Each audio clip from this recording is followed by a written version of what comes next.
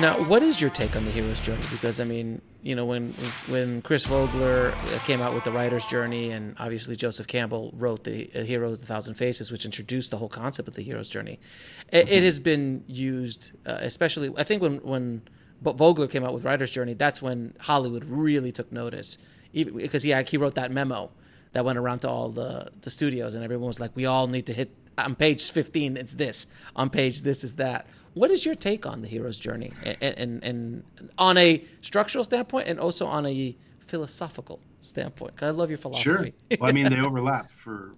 For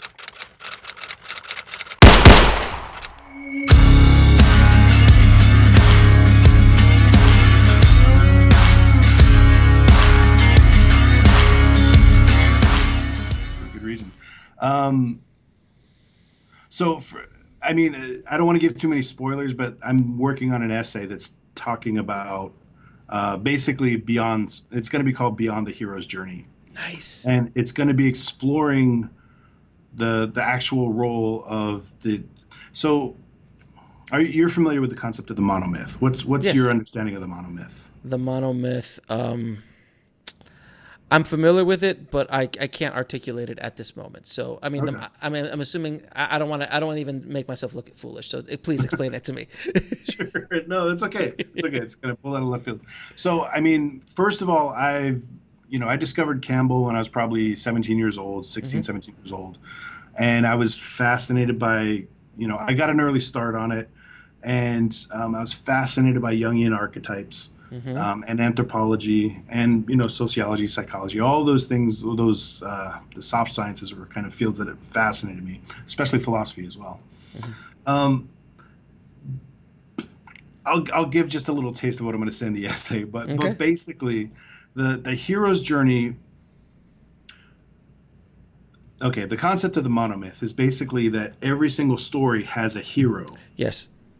And that every hero has to go through certain different thresholds in order to change, change themselves or ideally change themselves and the world.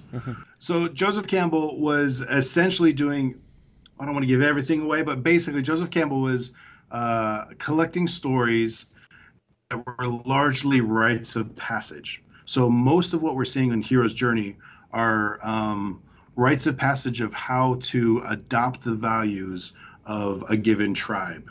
So the archetypes were largely the same, like the wise figure, the wise man, the mentor, the trickster, right? The called a trickster, all those different things. But the function they served ultimately was about transmitting those values from one generation to the next.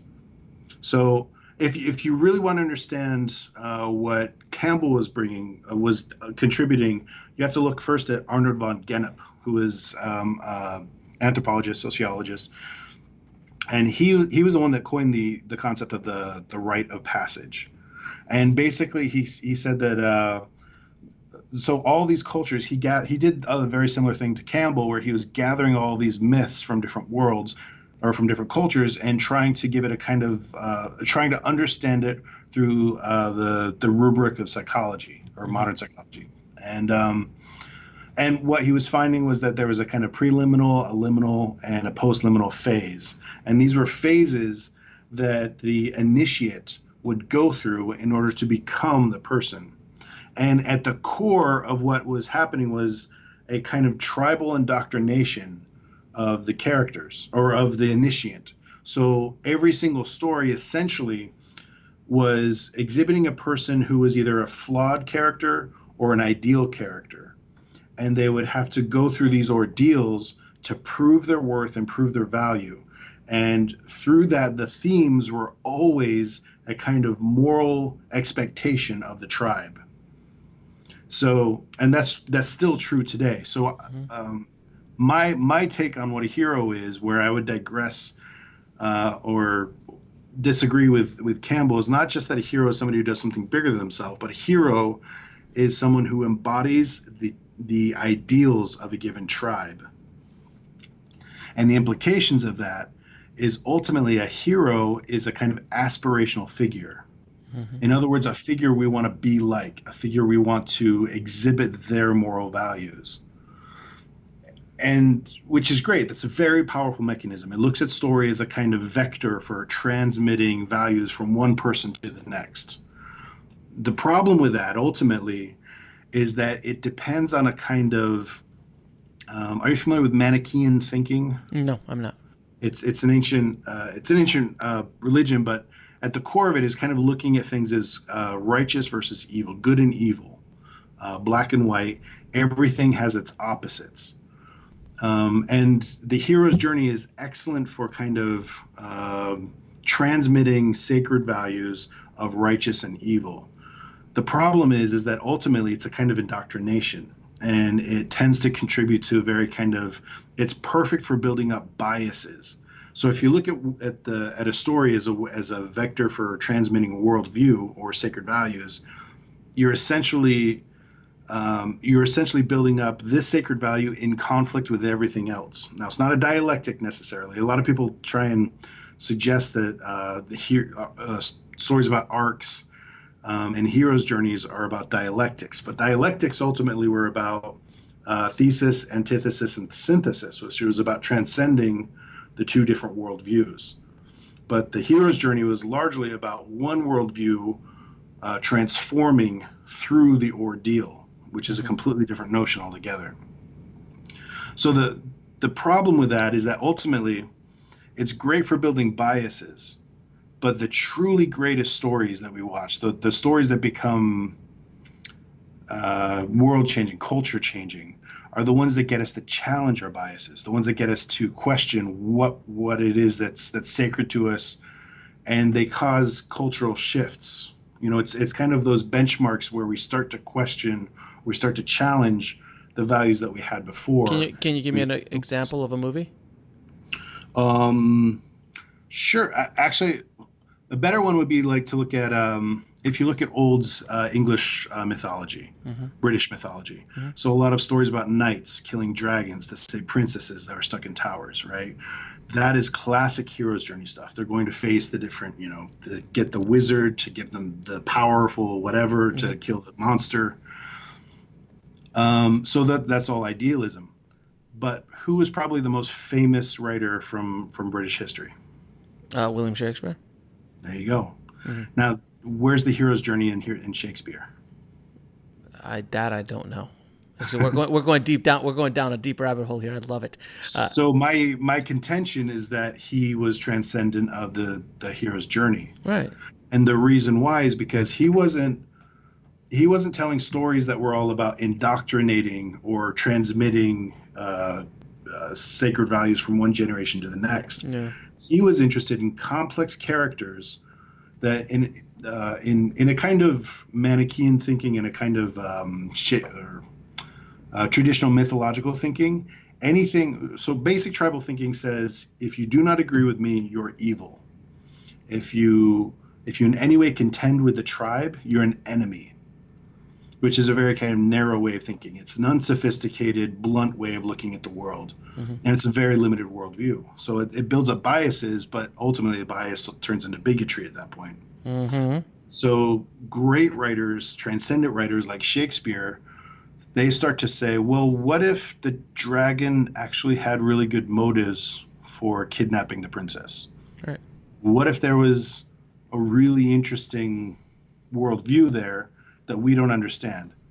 What if there was a king and he and his wife were very ambitious about becoming, or what if there was an heir apparent, and or what if there was a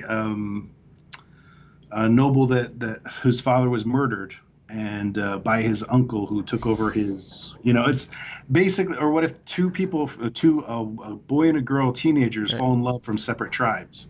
Right. Like, you can see how these aren't stories that are about the transformation of the hero through ordeals. These are about conflicting worldviews, and these are the things that are help us transcend, ultimately break down our biases and get us to question what's sacred for ourselves. We identify with different people, maybe as heroes, maybe even aspirationally, but ultimately it gets us to question what is really important to us. Okay, yeah. So basically, the hero's journey is a way to build biases and indoctrinate.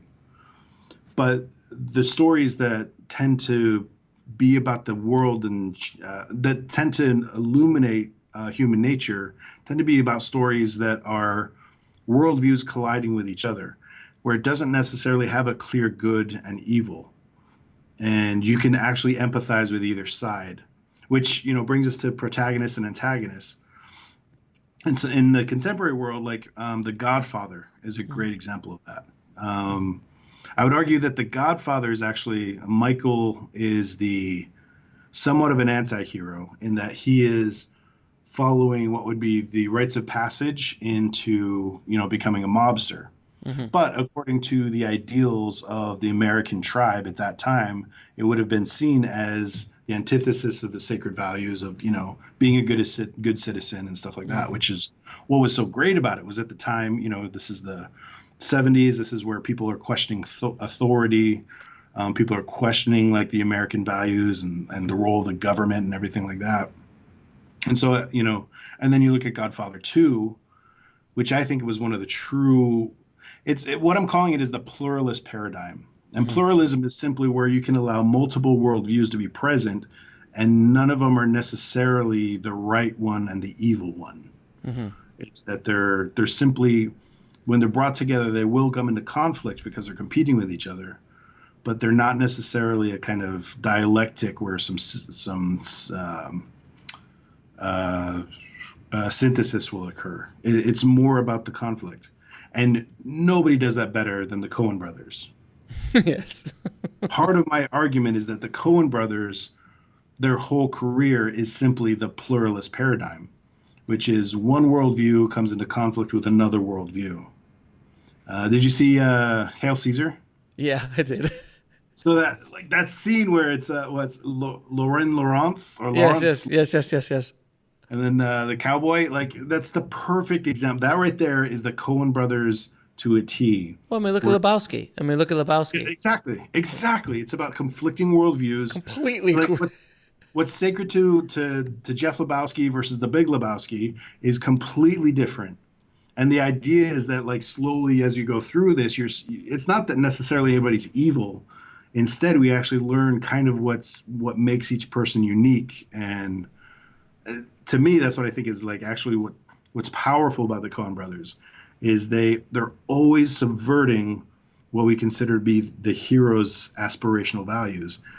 And No Country for Old Men does it perfect. It's such we could sit here and just geek out about the Coen brothers all day. They're just. But a lot of people will argue they get very pissed off about the climax where Llewellyn Moss, he dies off screen, right? And you never even see the big showdown, and all of the conventions of what we would consider the Western hero is completely subverted. And the reason why is because of these conflicting worldviews. Now, you can say that Anton Chigurh is evil, but it's not enough to say he's evil. He's death. And death isn't righteous or evil. It's simply the consequence that we're all facing sooner or later.